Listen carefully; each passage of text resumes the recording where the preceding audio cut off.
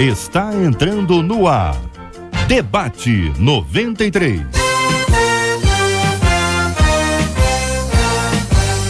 Realização 93 FM. Apresentação J.R. Vargas. Alô, meu irmão! Alô, minha irmã! Já chegou J.R. Vargas! Estamos de volta, começando aqui mais uma super edição do nosso Debate 93 de hoje, minha gente, nesta sexta-feira, 3 de junho de 2016. Fale com o Debate 93. 2461-0093. E-mail debate@radio93.com.br. Facebook Rádio 93 FM. Site www.radio93.com.br.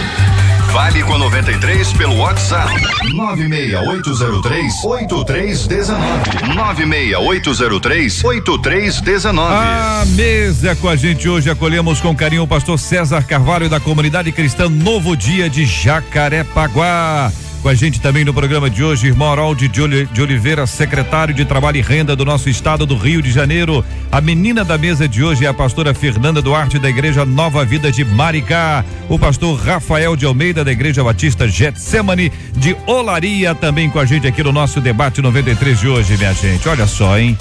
10 e 11 anos. 10 e 11 anos. Crianças roubam carro e trocam tiros com a polícia. Nós vamos falar sobre esse assunto no programa de hoje. 10 e 11 anos. Fazer boas obras gera salvação? Alguém pode ser salvo porque fez boas obras? Ser bonzinho produz a salvação? Ou não? Quero ouvir sua opinião aqui no nosso Debate 93 de hoje, minha gente. Vamos também falar aqui como conviver com alguém que tem a língua como sua maior arma. Conhece alguém? Não vai dar nome, né? Senão você vai estar usando a língua aí, hein? Pelo amor de Deus, hein? Qual a melhor maneira de combater os ataques de uma pessoa que tem a língua afiada? Como controlar a minha própria língua para, ao invés de amaldiçoar, eu conseguir abençoar? Quero ouvir a sua opinião e a sua participação com a gente aqui no nosso Debate 93 de hoje. Este é o Debate 93 com J.R. Vargas na 93 FM. Pastor César, querido, bom dia, seja uma vez mais bem-vindo ao nosso Debate 93 de hoje. A pergunta que faz a nossa ouvinte de cara, de quebra: como conviver com alguém que tem a língua como sua maior arma? Bom dia, J.R., aos debatedores, aos queridos ouvintes. Bem, a grande dinâmica da vida é saber desviar-se daqueles que acabam fazendo tão mal a nós, né? Uhum. E o Salmo 109, há uma dica muito interessante. Davi está passando por um momento exatamente desse. Há inimigos e até amigos que se levantam para falar dele. E ele diz, a única coisa que ele faz, e é uma coisa que a gente pode aplicar para a nossa vida, ele diz o seguinte: mas eu permaneço em oração. Eu acho que a única questão que a gente convive, que não tem como não conviver, né? A gente também tem hora que a gente convive com alguém que tem a língua afiada, tem hora que nós somos a pessoa que tem a língua afiada, convivendo com outros. Ninguém pode escapar disso tão facilmente. É que a gente precisa aprender com Davi, que quando vai enfrentar Golias, ele pergunta primeiro, quanto vai ganhar a pessoa que lutar com esse gigante? Existem lutas e guerras que não valem a pena, então é melhor não brigar. E quando a gente está lidando com alguém que usa a língua como arma, a gente tem que saber se vale a pena essa guerra, se vale a pena essa luta, ou se a melhor coisa é deixar para lá, não se importar, deixar a pessoa falar como hábito de natureza e sair da frente, tentar se deslocar. Eu acho que é a melhor maneira. Irmão Harold, bom dia, mais uma vez bem-vindo ao nosso Debate 93 de hoje. Que pensa o querido irmão sobre esse assunto? Bom dia, J.R., bom dia, queridos ouvintes, debatedores. Esse é um assunto do nosso dia a dia. Na verdade, é da natureza do ser humano, né? Utilizar de palavras como instrumento para estabelecer os seus espaços, as suas relações, sejam de conflito ou sejam de paz, seja como for, porque a língua é, como aqui está escrito, ela na realidade é o instrumento, é o elemento de comunicar. É a comunicação. O ser humano, ele se diferencia de todas as demais criaturas porque tem esta capacidade de comunicar, a capacidade, o que é comunicar no sentido amplo? É a capacidade de interpretar mensagens, de mandar enviar mensagens, receber mensagens, comparar mensagens, conteúdos, rejeitar conteúdos, é capaz de induzir em cima de conhecimentos, de deduzir em cima de conhecimentos. Isso dá ao ser humano, então, usando este meio de comunicar, que é a língua, ele dá esse instrumento que pode ser utilizado, e normalmente é utilizado como uma arma contra ou como um instrumento de arma, vamos dizer agora ao contrário, a favor, né? Você usa a língua como um instrumento nas suas relações diárias. Acontece que, da natureza humana também, existe a maldade, existe uma série de coisas, e muitas vezes, se não a maioria das vezes, quando você usa a língua como arma, você usa de uma forma que é injusta às vezes, inventando histórias e tal, e aí entra no esquema da fofoca, tão debatido aqui no nosso debate. É verdade, agora são 11h10, é a hora do cafezinho com a nossa Catita que chega e nos abençoa aqui, pastor Rafael de Almeida. Eu também quero ouvir a sua opinião sobre esse assunto, querido, porque o convívio já é difícil, né? Declaradamente aqui pelos companheiros que o antecederam. Agora, qual a melhor maneira de combater os ataques de uma pessoa que tem a língua afiada? Tem gente que diz que chumbo trocado não dói. Tem também gente que diz que cabrito bom não berra. E aí, pastor? Eu quero... Bom dia. Bom dia. Eu quero, JR, aos amigos debatedores, aos ouvintes, eu quero colocar 2 pontos aqui, baseados nos ensinos do nosso mestre Jesus, né? A primeira é atitude interior. Muito do que Jesus ensinou, Jesus não podia filosofar muito porque a audiência dele tinha um nível de instrução muito baixo, então ele falava de maneira prática para as pessoas entenderem. Mas, por exemplo, quando ele fala de não reagir à agressão, de orar pelos inimigos, ele está falando o seguinte: você escolha ter uma atitude de fé, uma atitude cristã, e não permita que as pessoas à sua volta te manipulem para te tirar dessa atitude. Então, por exemplo, você escolhe não discutir, escolhe não xingar, escolhe não brigar. Se alguém conseguir te tirar dessa atitude, essa pessoa te manipulou, então ela te controlou, ela te venceu. Esse é o primeiro ponto. Então, escolha ter uma atitude de não brigar. A segunda é limites, e Jesus também sabia muito bem colocar limites. Quando Pedro veio falar para ele não subir na cruz, ele chamou Pedro de Satanás. Quando Judas veio reclamar que o perfume que derramaram no pé dele estava muito caro, ele virou: é para mim, e falou para Judas: é para mim e eu mereço, não se mete. Quando a mãe dele veio tentar dizer que ele tinha que fazer alguma coisa, ele falou: mulher, minha hora não chegou. Até na mãe dele ele sabia botar limite. Então você tem que ter uma atitude interior e não deixar as pessoas te tirarem dela, mas também tem que botar limite às pessoas. Exemplo prático: se alguém numa discussão começa a levantar a voz e me falta com respeito, eu encerro a conversa e saio. Acabou. Se for chefe e tiver autoridade sobre mim, eu abaixo a cabeça e me calo, mas eu também não dou mais feedback. Acabou. Eu primeiro falo: olha, nesse tom de voz não converso, muda o tom de voz, vai ser assim, comigo não, eu saio, acabou a conversa. Então a gente tem que botar limite nas pessoas e não deixar que elas mudem a nossa atitude interna. Pastora Fernanda Duarte, estreando aqui no nosso debate 93 de hoje. Muito bom dia, seja bem-vinda. Já tendo ouvido os meninos da mesa de hoje, que pensa a nossa menina?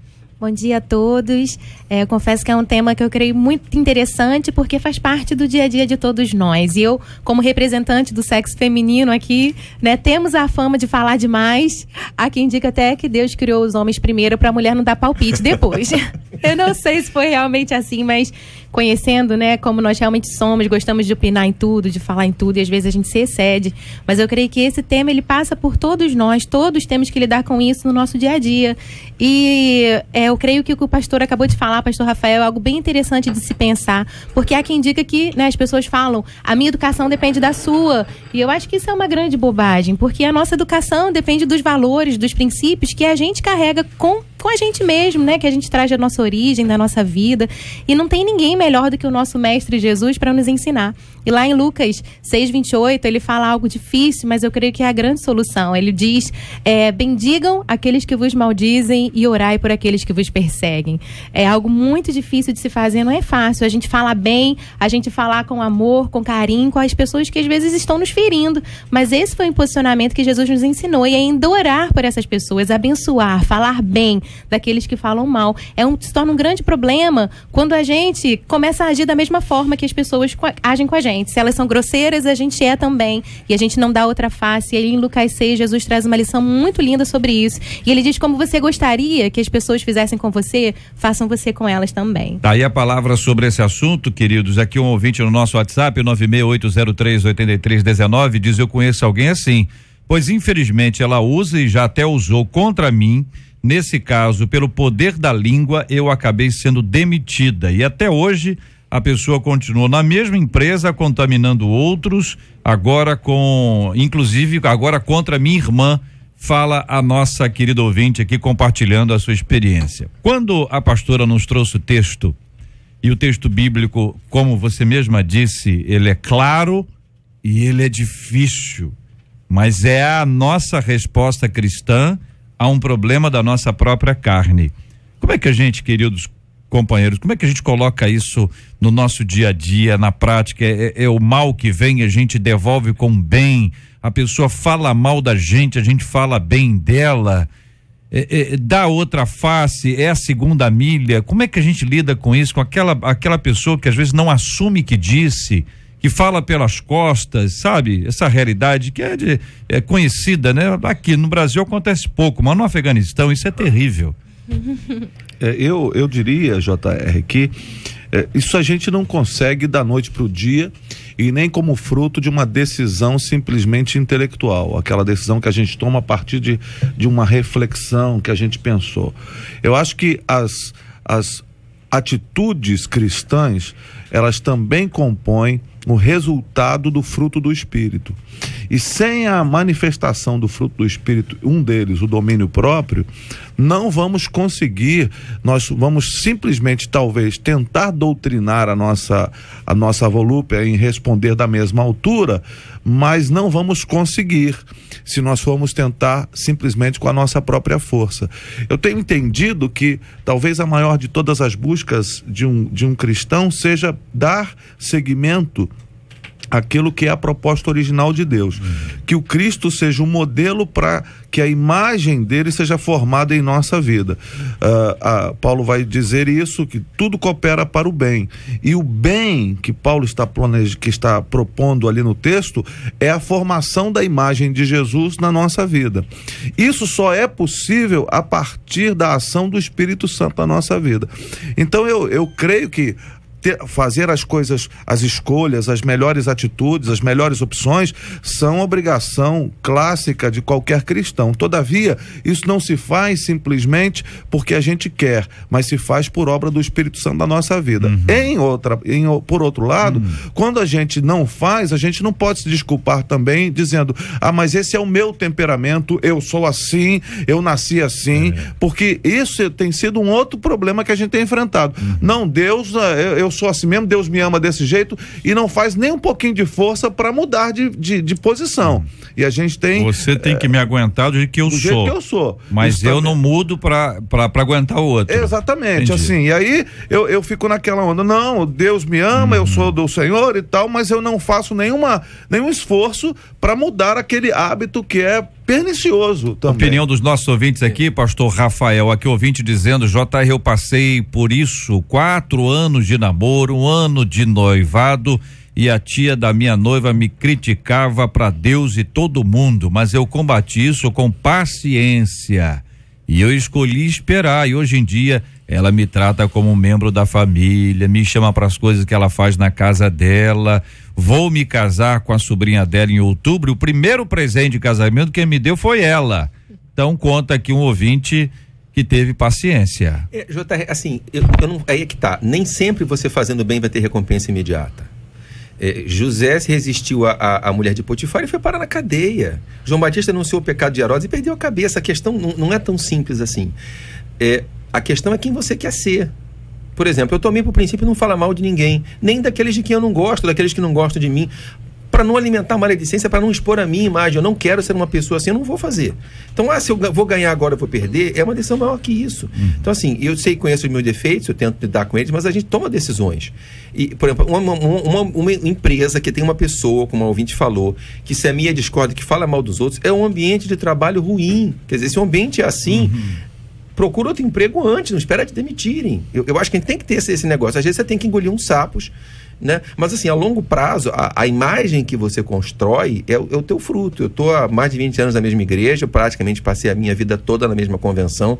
O sujeito que cresce no erro, uma hora ele tropeça no erro e cai. Olha aqui um ouvinte, irmão Harold, dizendo: olha, vivo isso, não consigo me controlar e digo o que penso, sem pensar se vou magoar alguém.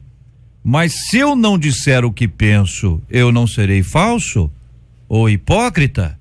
Pergunta o nosso ouvinte. Não, será sábia, né? Depende da situação. A sabedoria faz com que você, nesse caso específico, controle o que você vai dizer. Aí há um princípio de sabedoria, porque não é uma questão singular sua.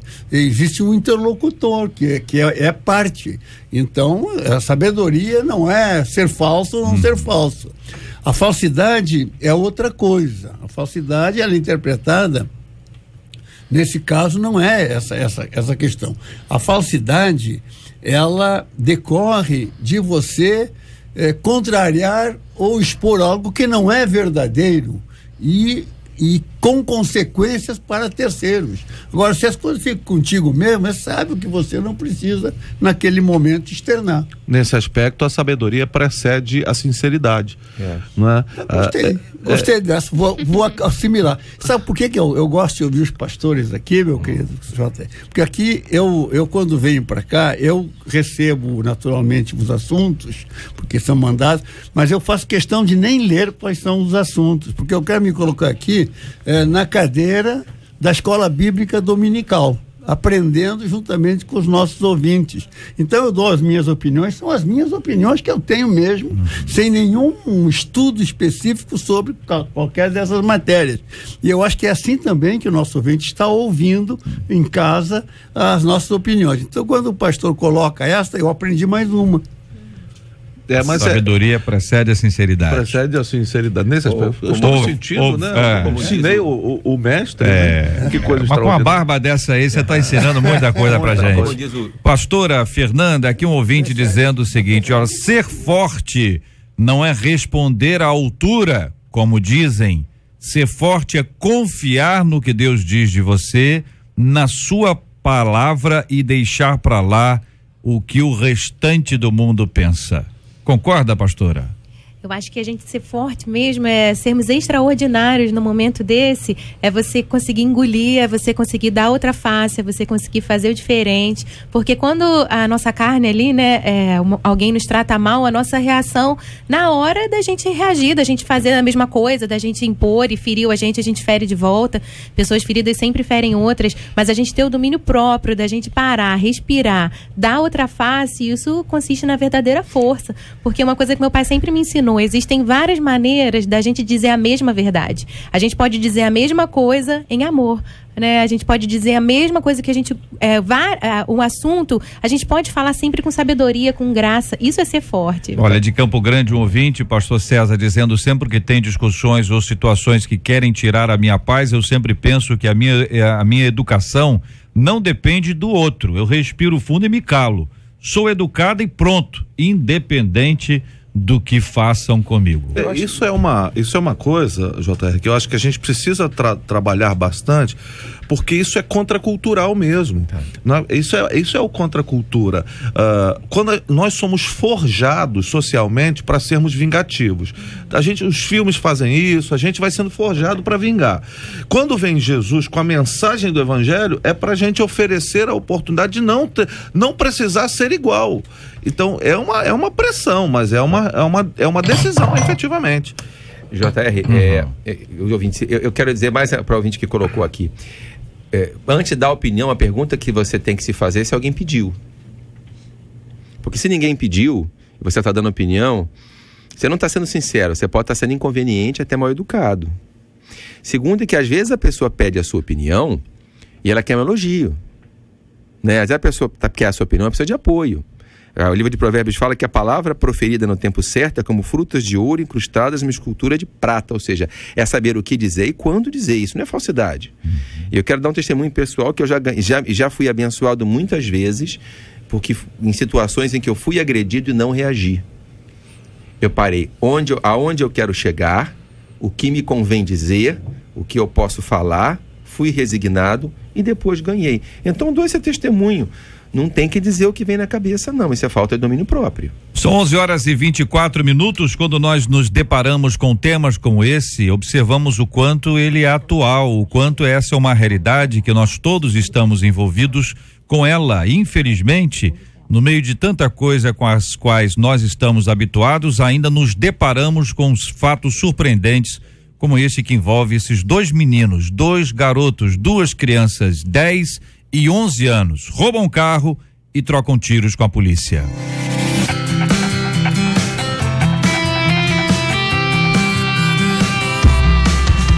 A rádio que conquistou o meu coração, 93 FM. 2 garotos de 10 e 11 anos são suspeitos de furtarem um automóvel e trocarem tiros com a polícia de São Paulo. O mais novo foi baleado e morreu, 10 anos.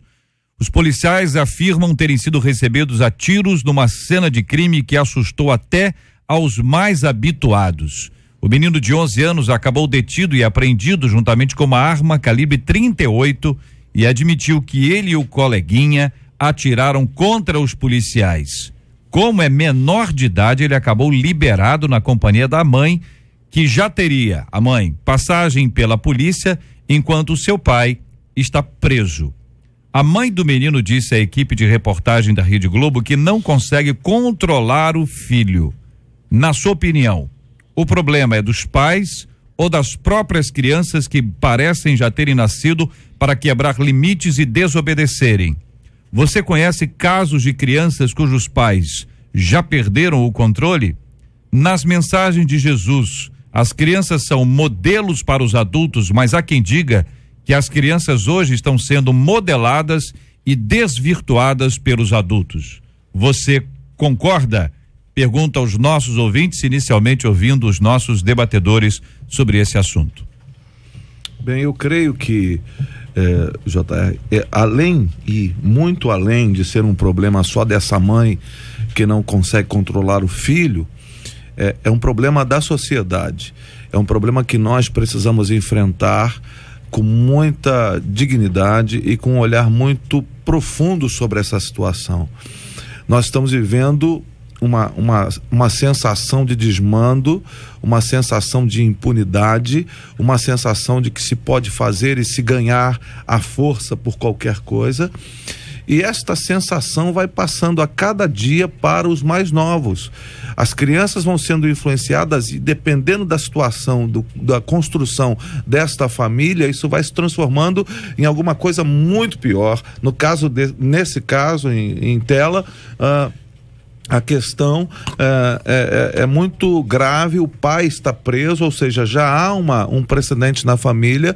Essas crianças talvez nasçam num contexto de criminalidade onde isso é normal, e todos nós, como sociedade, não adianta simplesmente dizer que essa mãe precisa controlar o filho. Como sociedade, nós precisamos repensar a maneira que nós estamos educando as crianças nesse país, a maneira que nós estamos relegando essas crianças a um comportamento e a uma condição, a maneira que as escolas estão propondo a educação, a maneira onde a correção e a disciplina tem sido tirada dos meninos e das crianças sobre as mais diversas desculpas. Então não se pode disciplinar, não se pode corrigir, não se pode fazer nada. E além do que, uma criança que tira a vida de alguém, que faz alguma coisa dessa natureza, independente da situação, ela vai ser punida no sentido de ficar ali apreendida. Ela não pode ser nem presa dentro da legislação brasileira, e ela vai daqui a pouco estar na rua e vai motivar outros e vai fazer outras coisas. é um momento tão grave da sociedade brasileira que precisamos repensar onde nós queremos chegar, porque isso vai acontecer e vai refletir aquilo que Ageu, o profeta, disse para o povo de Deus, quando eles voltaram da Babilônia do exílio: vejam aonde os vossos caminhos os levaram. Essa é uma reflexão que precisamos fazer com muita seriedade nesse tempo. Eu fico impressionado, JR, porque era tudo mentira. Todas as bandeiras que a esquerda levantou no século XX eram falsas. E a legislação de menores do Brasil é mais uma manifestação dessa mentira e desse equívoco. Antigamente, o menor que delinquia era levado para uma instituição para que ele não agredisse os outros menores no contexto da escola, não agredisse os professores e fosse tirado do crime. Nós temos uma lei que não permite que o Estado faça isso, não permite nem que o pai corrija essa criança. Então, o Estado não tem poder para punir, a polícia não tem como agir, não adianta levar para o distrito. Esses menores continuam delinquindo porque não podem ser recolhidos, e se forem recolhidos ficam um ano e estão soltos. O problema não é das crianças, o problema não é dos pais, o problema é da nossa lei, que é um grande equívoco. A classe média se esconde nas escolas particulares, onde há disciplina, onde os alunos continuam sendo expulsos. E o pobre fica na escola pública sujeito à opressão dos menores delinquentes, porque nem a escola, nem o Estado tem poder legal para agir. Tem que mudar a lei de menores no Brasil. Não está protegendo os menores delinquentes e não está protegendo os menores que não são delinquentes. Eu acho que a abordagem foi muito bem feita e complementada pelo pastor Rafael. O pastor César abordou o tema, no meu entendimento, evidentemente, com muita precisão. E o pastor Rafael colocou. E eu ainda vou colocar um pouco mais em cima da palavra do pastor Rafael. É que realmente a sociedade brasileira é a grande responsável, sem dúvida nenhuma. Nós vivemos um momento de transição em todas as áreas. De transições na área econômica, na área política, na área social, na área da segurança pública, na área da educação.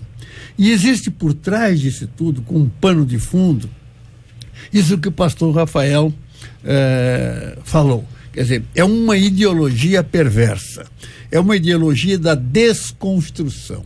Então, quando você vai para a escola, e na escola você tem uma lei anti-bullying, que é absolutamente subjetiva, que tem uma lei da palmada que não permite que os pais eduquem os filhos, que você tem um kit gay ensinando que as crianças podem ter relações homossexuais, que você tem uma ideologia de gênero que, na realidade, menino não é menino, menina não é menina, são todos crianças, e ali você começa a semear, a colocar, a inculcar, a enfiar na cabeça das crianças que eles podem fazer qualquer coisa, inclusive promiscuidade sexual, etc. Então, começa ali. Dentro de casa, evidentemente, as famílias hoje são menos presentes na educação do filho, deveriam confiar na escola. A escola está desse jeito, então é um ciclo vicioso.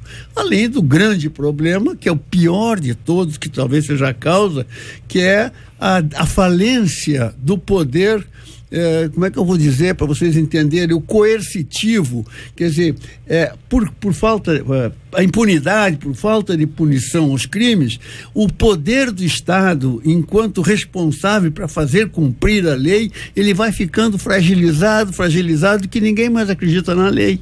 Então nós chegamos a esse ponto, e neste momento no Brasil, inclusive, nós vivemos uma situação que é, digamos assim, a consumação maior de tudo isso nas classes, nas elites, nas elites brasileiras, oligarquias que sobrevivem e vivem e ditam regras baseada no crime. Nós estamos vendo aí esses mensalão, petrolão, centenas de pessoas que têm autoridade e responsabilidade de comando e de governo sobre a nação sendo envolvidas, quer dizer, são criminosos, são bandidos, pertencem a uma organização criminosa. Há uma esperança nesse momento, nós temos que confiar na justiça, a justiça evidentemente está sendo feita e nós temos que confiar na justiça e apoiar para que todos os que devem, que paguem. Talvez nós estejamos, nesse momento, pode ser a vontade de Deus, porque Deus está no controle de tudo, nós estejamos invertendo essa situação para chegar num ponto de que uma criança de 10 anos, que realmente, sendo bem desenvolvido, ele é um menino grande, ele porta uma arma e sai atirando. Olha, o policial não tem tempo de pedir a carteira de identidade para ver que idade tem aquela criança, e se está no escuro ainda é pior. Quer dizer, acontece uma tragédia. Matar uma criança aos 10 anos é uma tragédia. Mas assim, a gente não pode exigir que o policial morra para não desarmar um menor que está armado. O responsável é quem armou o menor. E ele nem sabe ser menor. Mas porque não tem saiba, tempo. Deputado, é que assim, ele é um pai de família também, ele também tem filhos. Exatamente. Quer dizer, a grande vítima desse estado esquizofrênico que a gente criou são os milhares de menores que estão nos bailes por aí, expostos à promiscuidade sexual, às vezes antes dos 12 anos. Que deveriam começar uma vida entre 16 e 18 anos, uma vida adulta de trabalho, poderiam até construir, quando deveriam começar a construir uma relação familiar, a ter um cônjuge, construir, já estão completamente aviltados por promiscuidade, por droga, sexo grupal. E isso é a realidade de muitos lugares no Brasil. Quer dizer, estão não apenas corrompendo do ponto de vista de crime, mas estão prostituindo as nossas crianças, e não há nenhuma defesa do Estado. Primeiro criaram uma geração sem família, de mulheres que criaram os filhos sozinhos, foi isso que a Revolução Sexual fez com que as mulheres tivessem que criar os filhos sozinhas. A grande conquista foi essa. Essa geração que cresceu sem família, às vezes não tem um referencial de família, entra para a vida sexual antes de ser adulta, quer dizer, chega com a cabeça completamente confusa. Os que vão para o crime não são socorridos. Se você tirar um menor da crime da rua, não é punir, é socorrer. Mas você não pode socorrer menor porque o Estado não deixa. A lei é esquizofrenia, não tem outra palavra. É um Estado louco. Além do que, né, pastor? Autodestrutivo. Hoje as crianças não podem, elas não nascem meninos, não nascem meninas, mas nascem gay. Elas são, é uma loucura, Enquanto porque você vai formando a cabeça das pessoas. E eles são tão que nos países comunistas isso é crime.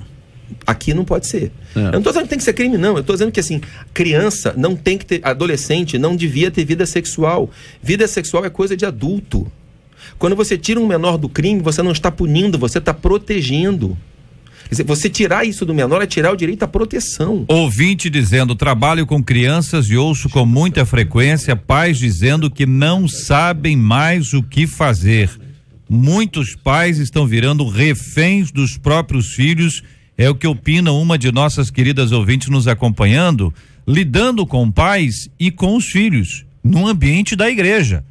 Se no ambiente da igreja, onde você pressupõe um pouco mais de entendimento, de calma, de acompanhamento, muitas vezes, não são todos, valores, e aí os pais se sentem reféns. É uma situação absolutamente conflitante com aquilo que ensina a palavra de Deus, não é? Concordam, companheiros? Além do que, né, nós estamos numa sociedade adoecida, e sem querer produzir nenhuma frase de efeito, mas uma sociedade que elege as coisas que têm preço em detrimento das coisas que têm valor. Nós estamos vivendo um momento bastante difícil, e olhar o quadro aqui e não se compadecer de um menino de 10 anos que morre num confronto com a polícia nesse sentido, é a banalização total da vida. E a gente precisa reagir a isso. É você imaginar que a criança é sempre um símbolo de esperança. A criança é um símbolo de continuação, né? É a geração que vem, é o futuro que está ali concretizado. Quer dizer, que futuro é esse que está aqui? Quando você vê as cenas de um menino de 11 anos que sai de um momento como esse, e a gente sabe que pela lei a mãe vai ser responsabilizada, a mãe sai na frente, deixa o menino para trás, ela pode estar indignada, nervosa, brava, uma série de coisas são naturais que ela sinta, mas é um símbolo. É uma cena. Um ouvinte aqui nos diz pelo nosso WhatsApp: olha, essa criança não devia ir para casa, ela devia ir para uma instituição, mas a instituição que cuida de menores não cuida de menores tão menores quanto esse. Olha que situação. Aí ele volta para casa. Para casa onde que ele conseguiu essa arma? Exatamente, é um ciclo. E aí, olha que situação. Por exemplo, ontem eu estava e o Estado revendo... também, desculpa, mas o Estado, em relação à lei, o Estado tem o seu limite, porque a lei diz isso. O Estado diz: olha, se tem que soltar, solta, se tem que fazer, é isso aí. Sociedade. Isso. Para começar, as mulheres não deveriam estar criando os filhos sozinhas. Desconstruiu-se a figura do pai de família, tirou-se a autoridade do marido, desestruturou-se a família.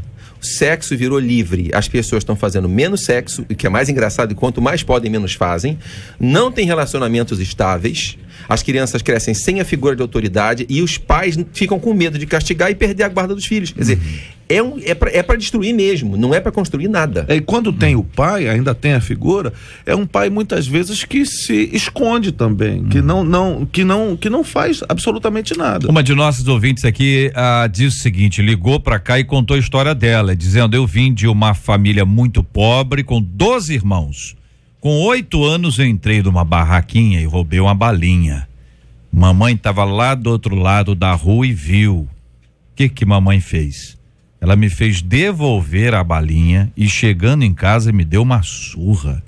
Disse que somos pobres, sim, mas até os 21 anos, enquanto estivéssemos debaixo do teto dela, não seríamos ladrões. Eu louvo a Deus pela vida da minha mãe. Nenhum de nós seguiu por caminho errado. A culpa pelo que está acontecendo, segundo esta ouvinte, é dos pais. Este é um assunto que entra para nossa reflexão. É pauta para nossa reflexão.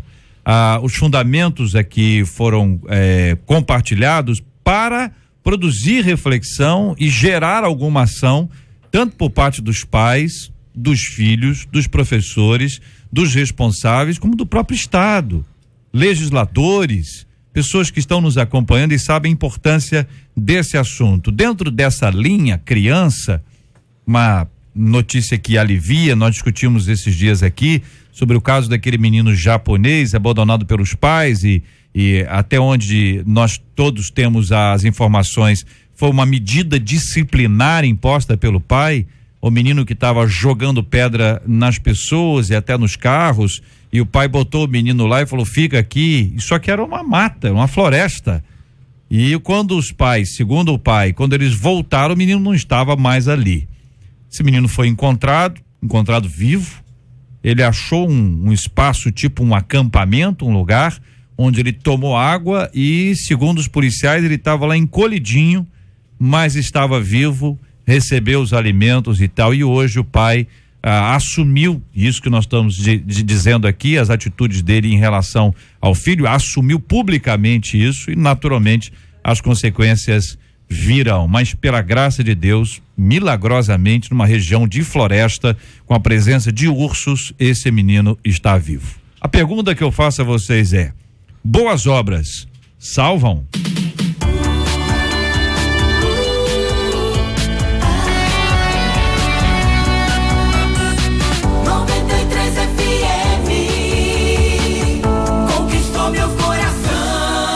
A americana Lilian Weber assumiu um desafio do bem: costurar 1000 vestidos para meninas carentes da Etiópia até completar 100 anos, o que aconteceu há cerca de um ano. Salete, uma costureira do interior de São Paulo, se sentiu inspirada e passou a fazer roupas para menores carentes. É possível que ações individuais produzam impacto em milhares de pessoas. O que deve nos motivar quando o assunto são boas obras? Segundo a Bíblia, qual o lugar das boas obras na salvação e na nossa vida espiritual? O que pensam aqui o pastor César Carvalho, nosso irmão Harold de Oliveira, a pastora Fernanda Duarte e o pastor Rafael de Almeida? Bem, eu penso o seguinte: a salvação, segundo nós cremos, a salvação é por graça de Deus. Eu não faço nada para ser salvo. Eu sou salvo por causa da graça, porque Deus quis me salvar mediante a fé. Todavia, a salvação pressupõe uma ação contínua a partir dela mesma. Então eu não sou salvo por fazer boas obras, mas tendo sido salvo, as boas obras me acompanham. Se as boas obras não me acompanham, eu tenho que reavaliar a minha salvação. Se eu tenho a possibilidade de fazer, eu não faço, eu cometo pecado, diz a Bíblia. Então eu preciso, as boas obras então vão servir como um elemento de reflexão e de avaliação daquilo que Deus fez por sua graça e misericórdia e soberania. Eu concordo com o pastor César falou, eu até pensei, está faltando alguém aqui que creia na salvação pelas obras, porque eu não sei se a gente vai ter esse posicionamento. Como o pastor disse, a salvação é consequência de uma conversão, de uma mudança de natureza. Então não é que eu creia que as tuas obras te salvam, eu não acredito da conversão de quem não pratica boas obras. A pessoa que tem uma vida de erro, de mentira, de pecado, não é que a gente não tenha defeito, não é que a gente não tenha espinhos na carne, mas uma pessoa que não constrói a vida dela em cima de princípios cristãos, ela pode até estar na igreja, mas eu não creio que seja salva. A pergunta então seria, se eu costurar 1000 vestidos, se eu comprar 3.000 cestas básicas, se eu lavar os pés de 500 necessitados, se eu visitar isso, fizer aquilo outro, isso vai produzir salvação para minha vida? Até onde eu entendi pelos dois companheiros não. Sim. Mas o salvo tem como resultado essas ações. Isso. Pastora, concorda? Eu concordo, eu estava me lembrando, né, de Romanos, quando diz: justificados, pois, né, por meio da fé, temos paz com Deus por meio de Cristo Jesus. Concordo com eles, porque a fé sem obra é morta, né? Então a nossa fé gera, assim, consequência, a transformação. E eu creio que isso acontece por uma gratidão tão grande dessa graça que a gente recebe, que a gente começa a dar de graça também, a gente fazer o bem. Mas esse assunto, ao meu ver, a salvação, não tem como a gente falar de salvação sem valorizar a obra da cruz. Foi a obra da cruz que mudou tudo, foi ali, quando Jesus deu a sua vida por nós, quando ele se sacrificou em nosso lugar, o Cordeiro Santo, que tira o pecado do mundo. A valorização da obra da cruz, na salvação não tem outro caminho. A gente é salvo por compreender o amor tão grande que ele derramou por nós. E quando a gente recebe, quando a gente reconhece que Jesus Cristo é o Filho de Deus, que tira o pecado do mundo, que mudou nossa vida, ali a gente é salvo. E por consequência, quando a gente compreende isso, a gente leva uma vida de uma maneira diferente. Eu vejo da mesma forma que todos aqui. Eu acrescentaria o seguinte, que na realidade quem se converte e quem crê em Jesus como Salvador, que é este o fato que nos modifica, é esta transformação voluntária, interna, íntima, de aceitarmos. Quando nós aceitamos, então nós aceitamos a palavra de Deus, e toda a palavra de Deus está assentada no amor. O amor. E a grande síntese dos mandamentos é justamente amar a Deus e amar ao próximo. Essa é a grande síntese.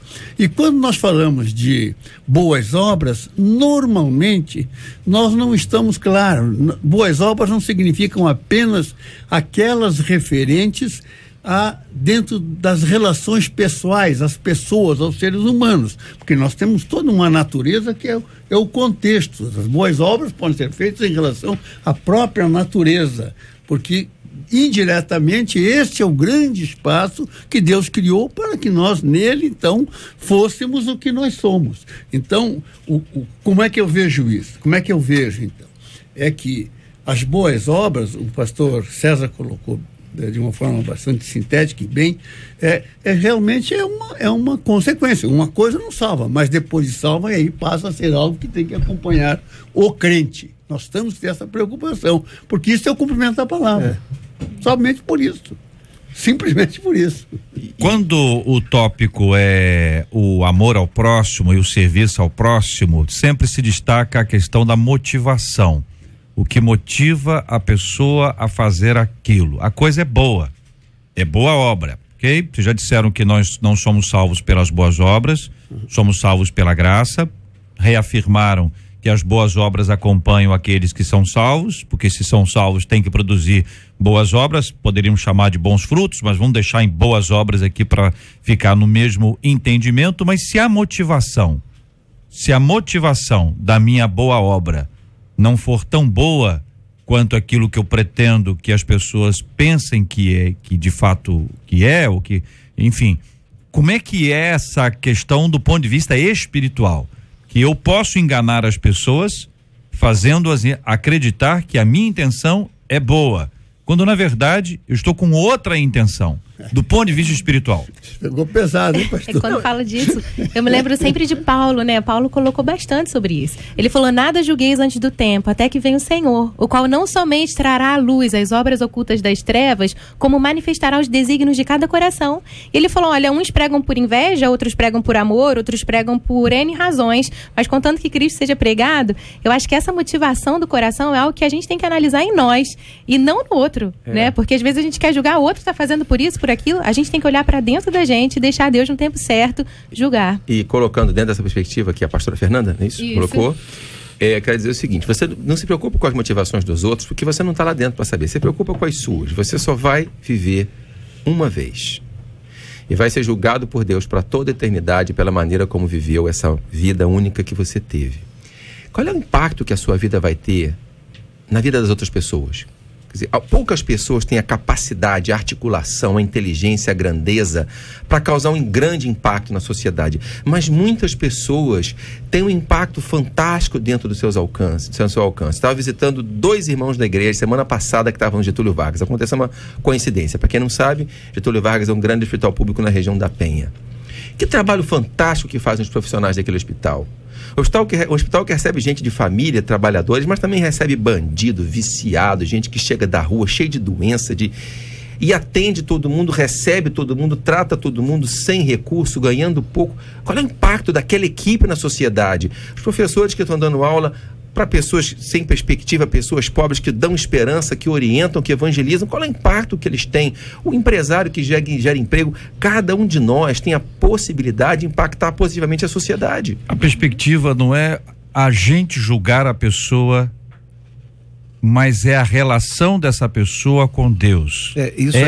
É a pessoa que eventualmente acredita que está de alguma forma enganando a Deus com ações que são motivadas por questões muito carnais e pouco espirituais. O olhar aqui não é a gente olhar e analisar, mas é a relação que esse indivíduo tem com Deus e o impacto espiritual na vida dele. Por que faço o que estou fazendo? Essa questão das motivações.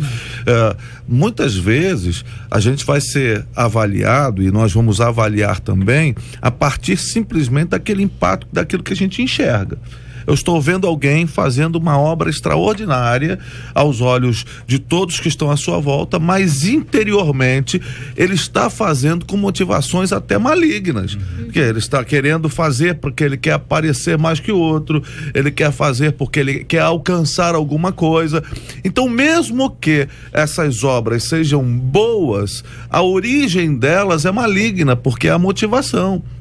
Então isso não tem menor valor no sentido daquela relação que a pessoa pode estabelecer com Deus, não para a salvação, mas para fruto daquilo que ele já conheceu do Senhor. Mas nós não vamos poder fazer essa avaliação. O próprio Cristo disse que nós não teremos condição de separar joio de trigo, embora eles se pareçam muito no seu nascimento. Mas não sendo a nossa vocação primária de fazer esta avaliação, cada um de nós precisa enxergar aquilo que está fazendo, até mesmo no exercício do ministério. Por que eu faço o que eu estou fazendo? Por que eu prego? Por que eu visito? Por que eu oro? Por que eu faço as coisas? O que de fato me motiva? E esta é, sem dúvida nenhuma, um grande viés de avaliação que a gente precisa tomar para a vida. É interessante quando a gente lê Atos 8 e observa Pedro e João chegando a Samaria, e aquele encontro com Simão Mágico, que aparentemente era uma coisa boa, a resposta deles para ele foi: não tens parte nem sorte nesse ministério, porque o teu coração não é reto diante de Deus. De alguma forma o Espírito Santo revelou a eles o que estava no coração dele. E ainda disseram a ele que estava em fel de amargura, para mostrar a profundidade da desgraça que de fato ele vivia, achando que estava descobrindo a graça. Muita gente também lida com a boa obra para de alguma maneira amenizar alguma coisa. E vocês sabem que existem linhas religiosas que, além de quererem amenizar a culpa, elas lidam com a caridade como uma espécie de aquisição de um lugar especial, ou para aliviar alguma questão, que vou chamar de culpa aqui outra vez, para não usar outras expressões, são mais pontualmente religiosas, mas que estão, e que eventualmente elas podem ser trazidas para dentro da comunidade cristã, por conta desse nosso sincretismo, em razão da ausência de conhecimento bíblico, que acaba misturando, ou seja, porque eu faço o que eu faço? Você pode ter uma igreja extremamente motivada a fazer a coisa certa com a intenção errada. Na direção errada. Ou na direção Já errada. pensou você correr a quilômetros por hora, só que na direção errada? Você pode estar no mesmo caminho, mas na direção oposta àquele que é o destino. Essa é uma complicação, JR, que é enorme, porque você tocou na palavra, que é o sincretismo que a gente vive hoje nos nossos arraiais. A gente começa a fazer coisas e a gente começa a frequentar reuniões, a gente começa a dar coisas, a gente começa... Mas não há nenhuma intenção de fazer o bem, eu só quero me dar bem. E a Bíblia vai dizer que Jesus andou fazendo bem, e a gente é uma geração que anda querendo se dar bem. Então a gente precisa avaliar bastante esse ponto aí. Eu quero lembrar da senhora Lilian Weber, da senhora Salete, e queria terminar lembrando da senhora Dorcas, porque essa Dorcas lá de Jope, numa importante cidade daquela época, hoje pequenininha, restrita, né? Os lugares que nós vamos visitando em Israel, mas ela viveu de uma forma tão interessante que quando diz sua morte, diz o texto de Atos 9, e Pedro foi lá e foi chamado exatamente para que pudesse orar e reverter aquela história. Diz a Bíblia que, tendo chegado, conduziram a Pedro para o cenáculo, e todas as viúvas o cercaram, chorando e mostrando-lhe túnicas e vestidos que Dorcas fizera enquanto estava com elas. Era só uma mulher, era uma mulher idosa, era uma mulher que produzia, uma mulher que fez diferença. Ao final, uma palavra para os nossos ouvintes que eventualmente se sentem pequenos diante de desafios muito grandes e que podem até afirmar: o que eu faço não faz a menor diferença na vida de ninguém. Falamos de 3 mulheres, Dona Lília, Dona Salete e Dona Dorcas. Que acrescentam vocês?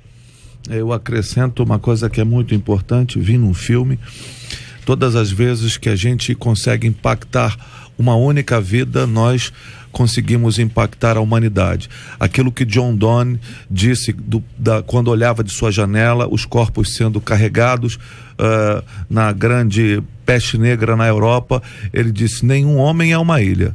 Todas as vezes que alguém morre, um homem morre, a humanidade diminui. Então nós precisamos olhar para o ponto de vista da capacidade que cada um tem. Mesmo que seja um impacto muito pequeno aos olhos nossos, mas pode produzir grande diferença na eternidade de muita gente. E aí eu trago mais uma vez para a questão individual. A gente às vezes se preocupa muito com prêmio e castigo, com a motivação dos outros, e isso é uma luta em glória, porque você não tem como saber a motivação dos outros, não tem como modificá-la.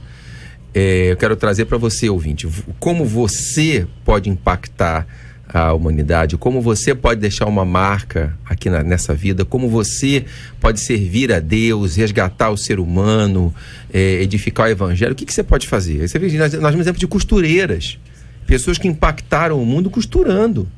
Então, todos nós podemos de alguma maneira abençoar a humanidade, glorificar o evangelho, servir a Deus, servir ao próximo. Como você pode fazer? A gente gasta a vida toda motivado apenas em ganhar, em prêmio, em coisas materiais que vão ficar aqui e não constrói nada na eternidade. Então, você, ouvinte, como vai construir? Eu costumo fazer, eu aprendi muito cedo isso, um professor ensinou. E você quer ter uma ideia do seu valor na sociedade? Quando eu era garoto, ginásio, lá, me lembro do professor, o apelido dele era Macapá, ele era professor de latim. E ele até em latim, não sei mais como é que fala, ele falava isso: se você quiser saber a sua importância na sociedade, faz assim uma abstração, vou usar essa palavra, uma abstração, quer dizer, sai da sociedade e pensa o que teria acontecido se você não existisse.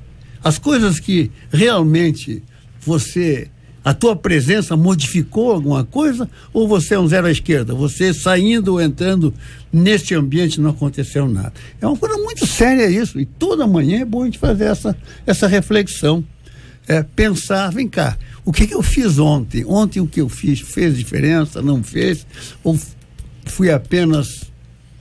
foi mais um dia meu que não aconteceu nada? Então esse impacto, e isso é muito bom na profissão, você que trabalha, pensa de vez em quando, vem cá, se eu não estivesse nessa empresa, as coisas que aconteceram aqui teriam acontecido? Pastora. Verdade. E às vezes a gente se acha muito pequeno para mudar o mundo, mas a gente pode mudar o mundo de uma pessoa. Isso faz muita diferença. Então eu creio que a igreja deve sim ser socialmente relevante, deve ter essas preocupações e fazer todas as coisas como se a gente estivesse fazendo para o próprio Deus, assim como Jesus nos ensinou. O que você sabe fazer? Quais são suas habilidades? Quais são os seus talentos? Quais são os seus dons? Não desista. Ainda que você tenha muita resistência e oposição, se algo bom pode acontecer, se alguma coisa boa pode mudar a vida das pessoas, ainda que seja uma só, como ouvimos aqui, faça a sua parte. É hora.